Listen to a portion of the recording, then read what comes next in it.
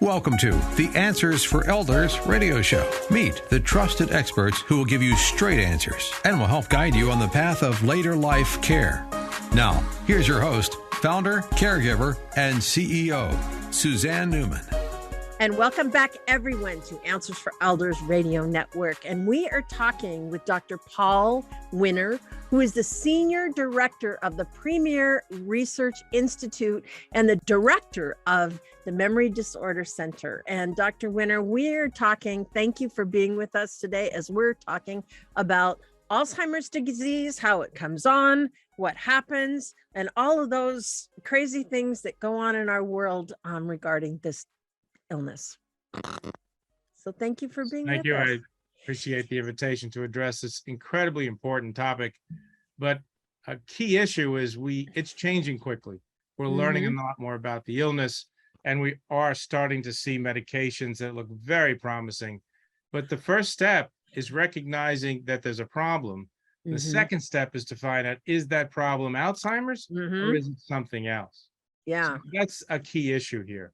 Yeah. Patients present to us with various symptoms that could be consistent with dementia. And again, we have to figure out what that is. First of all, is it truly a dementia problem? Or is it something that is something else medically? It could be as simple as a vitamin deficiency, which is unfortunately not too common, but we do see it once or twice a year. Or something as simple as medication adjustments. Again, when we see a very short or a quick change in memory, someone's only had a problem for 3 or 4 months and it's significant, that's usually not a dementia of Alzheimer's type, because Alzheimer's takes so long to take place, 10, 15, 20, 22 years plus, to present itself. It's a very slowly progressive disorder. So the timing of it, the history of it. But I think if people are concerned, one of the key issues, they have to get to a doctor. They have to get to someone who's familiar with this disorder. In the past, a lot of doctors haven't spent a lot of time on this because we didn't have any really good effective treatments called disease-modifying therapies, where we could actually change the course of the illness, at least of the disease we call Alzheimer's. But that's changing. There's many types of dementias. We're studying many. We're doing studies in various forms, Parkinsonian dementias, in Alzheimer's dementia, where we have our major studies, but even other aspects, Lewy bodies dementias, vascular dementias, there are things that can be done to diagnose and also to consider some early treatment. Some of the key things that people have to recognize, we call risk factors. You want to, first of all, avoid this as best you can. You don't want this to happen. Even if you're predisposed genetically to develop it, there are some things you can do to help yourself. Now, one of those is really simple: have your hearing checked. It's so easy to find out if you have a hearing deficit and to correct it today with hearing aids. That goes a long way. The other is correct your vision. If you have visual impairments, you want the best input into your brain so your computer functions properly as best it can. The other is, if you've got metabolic syndrome, get it under control. If you have diabetes, control it as best you can.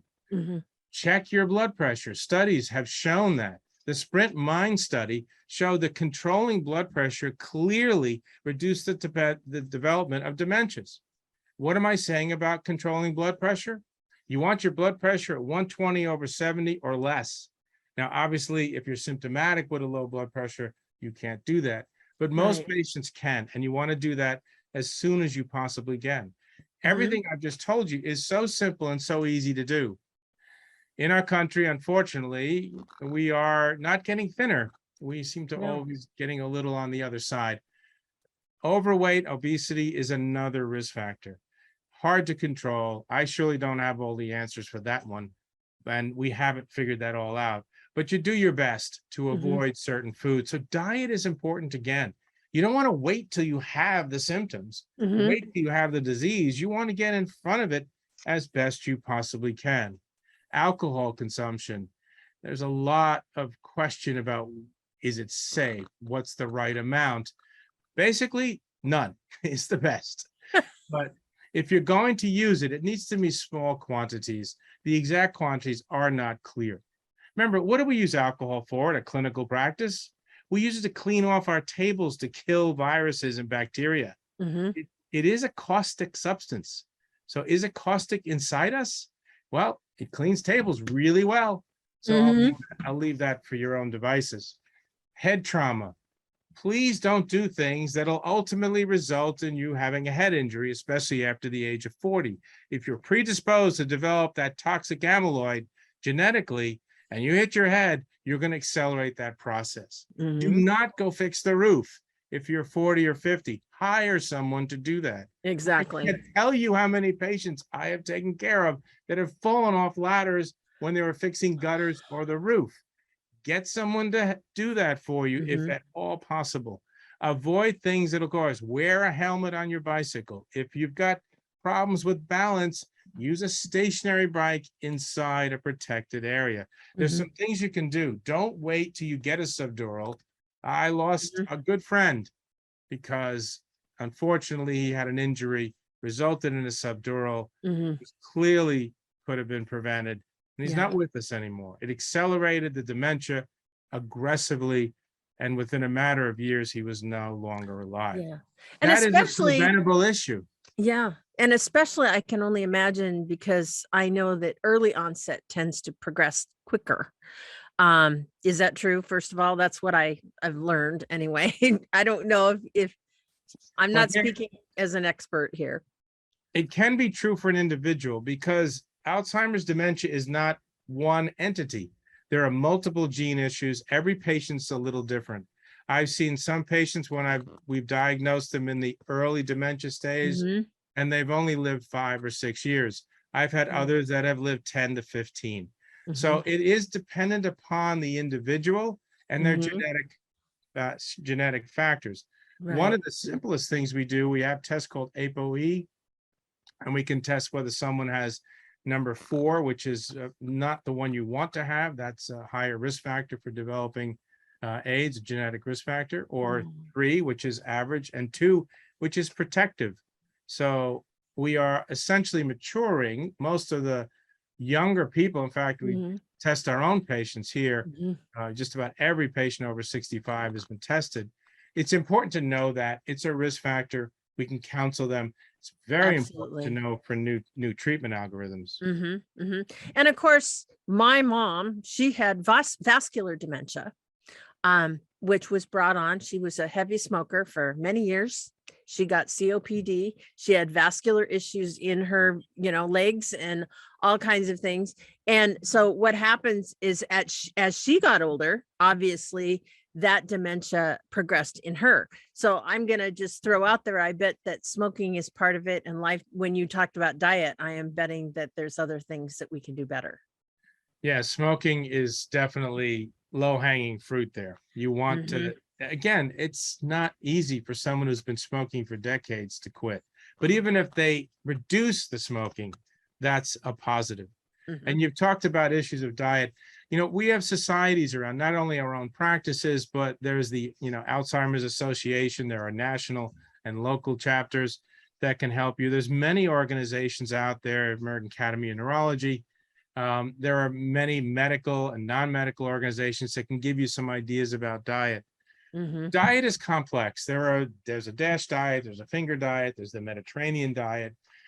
The diet that you can handle, that you can do, is the right one for you.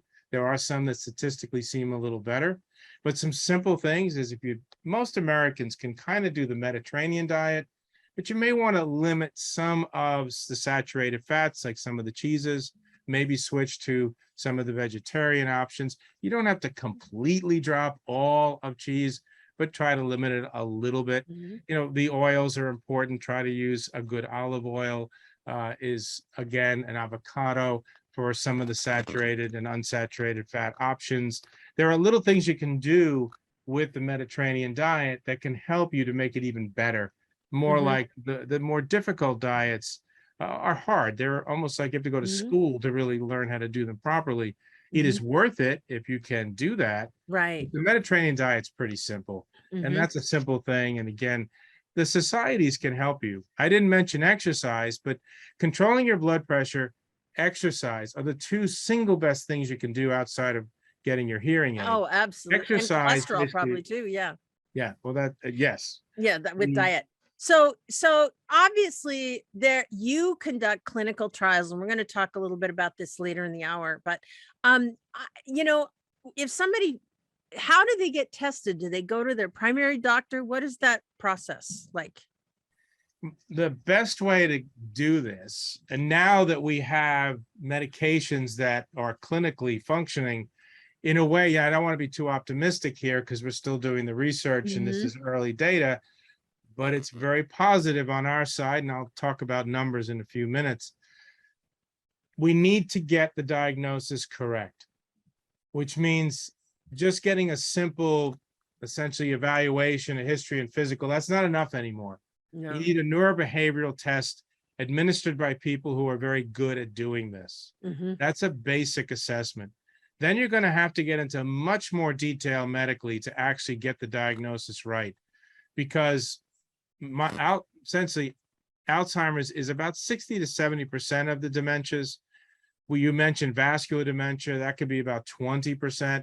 They can coexist, where you can have Alzheimer's and vascular.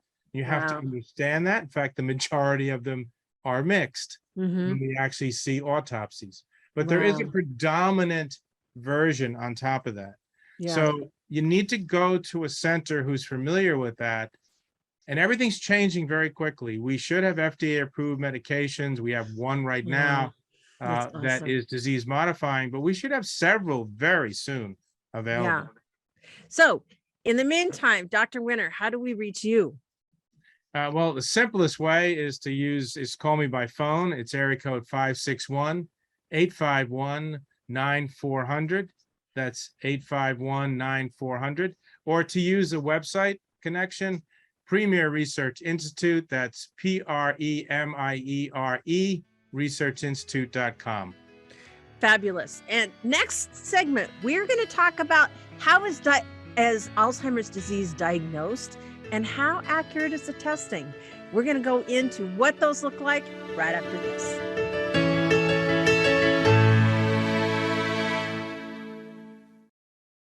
We at Answers for Elders thank you for listening. Did you know that you can discover hundreds of podcasts in our library on senior care? So visit our website and discover our decision guides that will help you also navigate decision making. Find us at answersforelders.com.